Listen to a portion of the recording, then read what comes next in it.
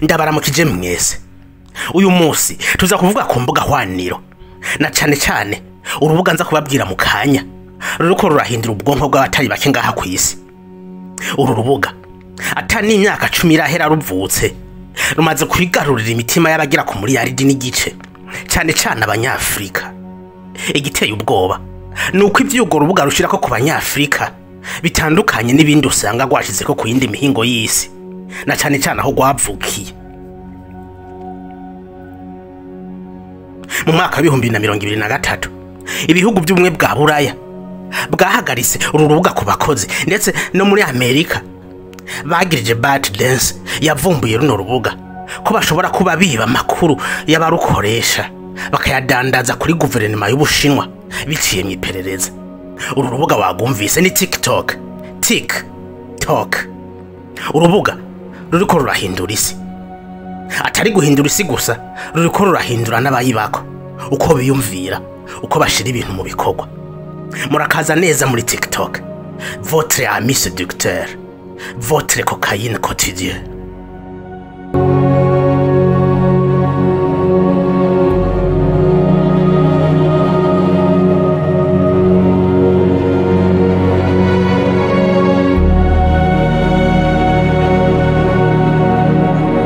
Inkuru yivuka rya TikTok itangure jo bundi mu 2016. Ariko imbere yuko dushika muri uyu mwaka, reka dusubira inyuma mu mwaka wa 2000. Iki gihe internet yari kiratera imbere ndetse imbuga nyinshi zitangura kuvuka. Aha twovuga urubuga Wikipedia, ikaba encyclopedia yo kuri internet yavutse mu mwaka wa 2001. Mu mwaka wa 2003 havutse MySpace. Facebook nayo iboneka mu mwaka wakurikiye mu 2004. 2005 havutse YouTube yahavuye kugwa na Google mu mwaka wa 2006. Uyu mwaka nyene havutse urubuga Twitter rusigaye gwitwa X n'izindi mbuga zagiye ziravuka uko bwije uko bukeye. Umuvuduko wa internet ari kurongerekana guti imbuga zimwe zifatiraho kugira zihuza abantu nubwo baba bari kure na kure. Izi mbuga zahinduye uburyo twabana n'abantu zifashishije iterambere rya mudasobwa na telefone ngendanwa. Zahinduye uburyo twaganiramwe n'abantu ndetse hagira igihe umuntu mwicaranye mutakivugana kuko muba mwibereye kuri izi mbuga.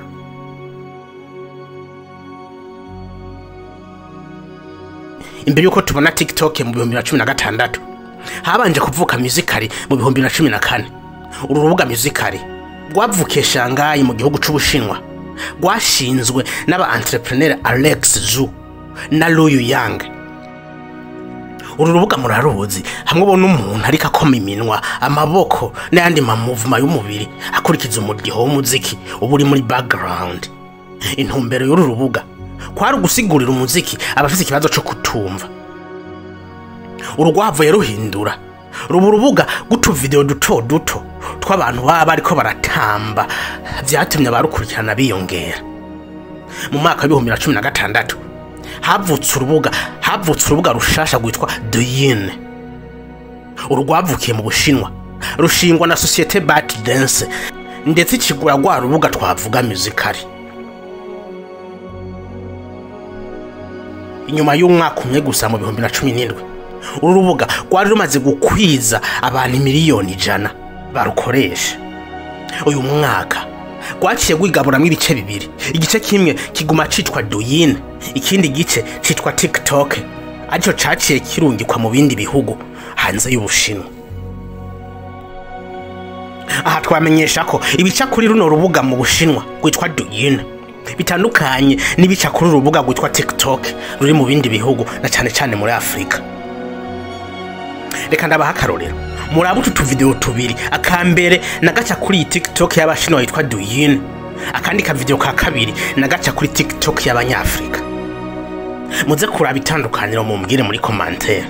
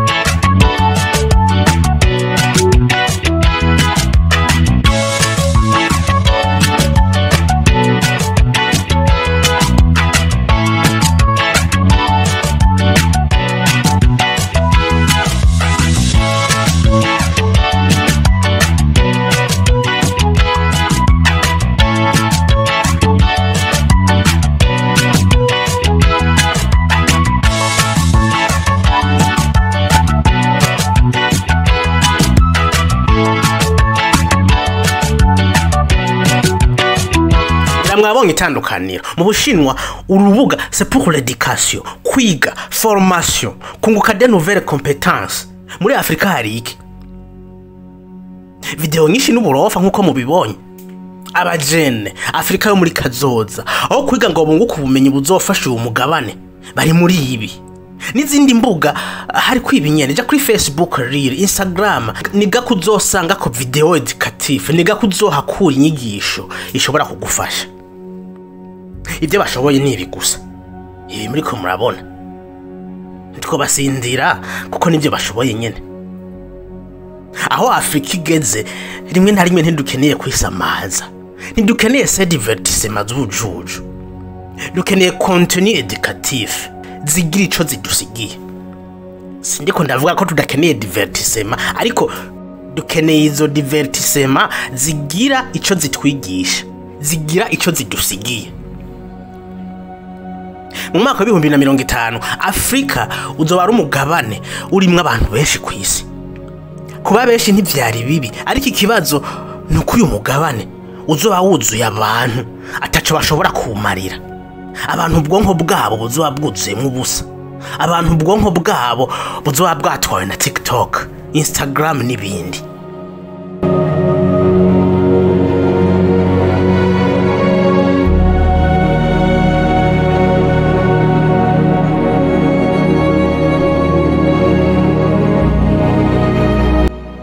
Burya telefone ni igikoresho kiriko kirahindura isi muri no misi. Twebwe tuyikoresha mu kwisamaza mu gihe abandi bariko bayikoresha mu kwiteza imbere. Ibihugu byose birajwe ishinga ni TikTok. Union Européenne, Leta Zunze Ubumwe za Amerika, Canada bahangayikijwe n'uru rubuga. Ariko muri Afrika nta numwe avuga. Twebwe biremewe nta kibazo. Ikije cyose nta ngorane. C'est dommage vraiment. Ibi bihugu ntibirajwe ishinga gusa n'ingaruka ku bakoresha uru rubuga, ahubwo banatewe ubwoba nuko entreprise ByteDance yashinze TikTok ishobora kubikorana n'urwego rw'iperereza rw'Ubushinwa. Hanyuma amakuru y'abakoresha TikTok, imyidondoro n'ibindi bakabikoresha igihe cyose babishakiye. Ikindi giteye ubwoba kuri runo rubuga, algoritme yago irahambaye cyane. Kubuga ituma ugiye kuri TikTok ayimara ku mwanya munini, irakuresha bikagorana kuyikura nguve kuri runo rubuga. Ubushakashatsi bwerekanye ko abana bari munsi y'imyaka 18 bamara isaha imwe n'iminota 41 nayo umuntu akuze akayimara k'iminota igera ku 87 ku munsi. Uko uguruye aka video kamwe mu bwonko havubuga umusemburo witwa dopamine. Uwo musemburo ugutuma wongera kuraba video kurikira, bigakomeza kugenda uko nyene ukaza kwisanga wayimaze k'amasaha 2. John Costier numenyesha makuru y'ikinyamakuru Forbes yita TikTok cocaine numerique ku bwonko bwawe. Ariko TikTok gusa, hariho na Facebook Reels, Instagram, YouTube Shorts, byose byabaye kanseri ikomeye ku kiremwa muntu na cyane cyane kugwaruka muri Afrika.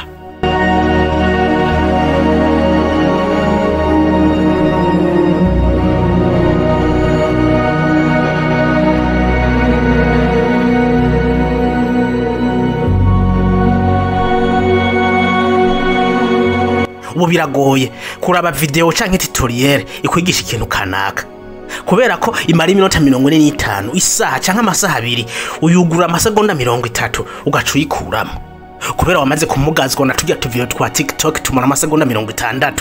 Ariko usanga batumaze k'amasaha 2 atani ikintu na kimwe wungutse uretse kwica ubwonko bwawe gusa. Abo bita ba TikTokers, aba influencers, aba jene bacu ba producer de content zitagira ikintu na kimwe cy'akamaro. Ariko mumenye ko izo content zifise ingaruka kuri kazoza k'igihugu. Yego nibyo ushobora kuronka amamiliyoni y'aba followers. Mu bisanzwe akakara kajyo keza ko kubaha content zifitiye akamaro igihugu, ariko uhitamo kubaha ubwo burofu. Umenye kuri kuraroga, uri kurabaroga. Umuruzi nawe murazi impera yiwe. Aha kwari ku ruhande rw'aba producteur, aba producer izo content zigaragara. Nje kuri mwebwe aba consommateur, mwebwe muraba canke mwumvirizwa utwo video turi mu busa. mumenye ko muriko murica ubwonko bwanyu. Mwirinde gukonsoma ibyo mubonye byose bica kwizo mbuga.